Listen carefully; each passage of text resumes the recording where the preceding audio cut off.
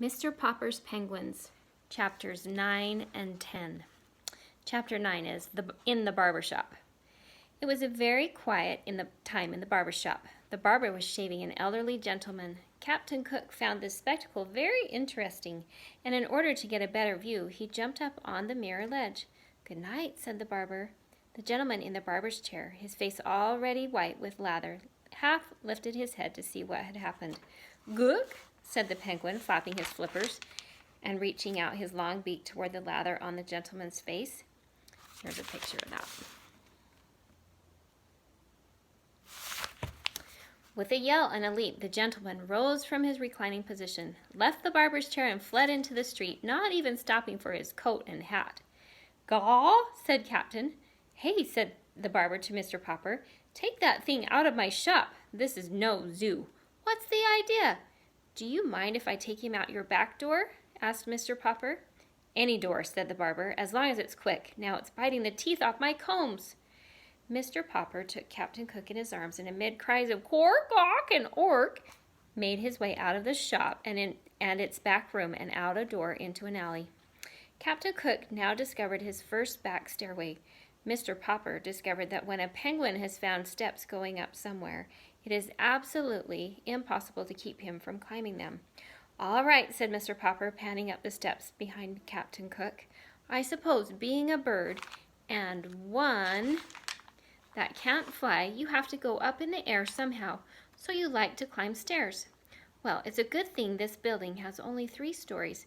Come on, let's see what you can do." Slowly but unwearyingly, Captain Cook lifted one pink foot after another from one step to the next, followed by Mr. Popper at the other end of the clothesline. At last they came to the top landing. "Now what?" inquired Mr. Popper of Captain Cook, finding there were no more steps to climb. Captain Cook turned around and surveyed the steps that now went down. Then he raised his flippers and leaned forward. Mr. Popper, who was still panting for breath, had not supposed the determined bird would plunge so quickly. He should have remembered that penguins will toboggan whenever they get a chance. Perhaps he had been unwise in tying one end of the clothesline to his own wrist. At any rate, this time Mr. Popper found himself suddenly sliding on his own white-clad stomach down the 3 flights of steps. This delighted the penguin, who was enjoying his own slide just ahead of Mr. Popper. When they reached the bottom, Captain Cook was so eager to go up again that Mr. Popper had to call a taxi to distract him. "432 Proudfoot Avenue," said Mr. Popper to the driver. The driver, who was a kind and polite man, did not laugh at his oddly assorted passengers until he had been paid. "Oh dear," said Mrs. Popper when she opened the door to her husband. "You looked so neat and handsome before you started for your walk, and now look at the front of you." "I am sorry, my love," said Mr. Popper in a humble tone, "but you can't always tell what a penguin will do next."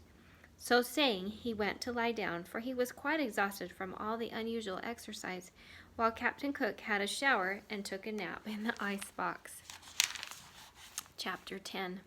Shadows. Next day, the picture of Mr. Popper and Captain Cook appeared in the Stillwater Morning Chronicle, with a paragraph about the house painter who had received a penguin by air express from Admiral Drake in the faraway Antarctic. Then the Associated Press picked up the story, and a week later the photograph in rotogravure could be seen in the Sunday edition of the most important newspapers in all the large cities in the country. Naturally, the Poppers all felt very proud and happy. Captain Cook was not happy, however. He had suddenly ceased his gay exploring little walks about the house and would sit most of the day sulking in the refrigerator. Mrs. Popper had removed all the stranger objects, leaving only the marbles and checkers, so that Captain Cook now had a nice orderly little rookery. "He won't play with us any more," said Bill. "I tried to get some of my marbles from him, and he tried to bite me." "Naughty Captain Cook," said Janey.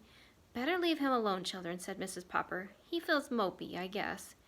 But it was soon clear that it was something worse than mopiness that ailed Captain Cook. All day he would sit with his little white circled eyes staring out sadly from the refrigerator. His coat had lost its lovely glossy look. His round little stomach grew flatter every day. He would turn away now when Mrs. Popper would offer him some canned shrimps. One evening she took his temperature. It was 104 degrees. "Well, Papa," she said, "I think you had better call the veterinary doctor. I'm afraid Captain Cook is really ill." But when the veterinary came, he only shook his head. He was a very good animal doctor, and though he had never taken care of a penguin before, he knew enough about birds to see at a glance that this one was seriously ill. "I will leave you some pills. Give him one every hour.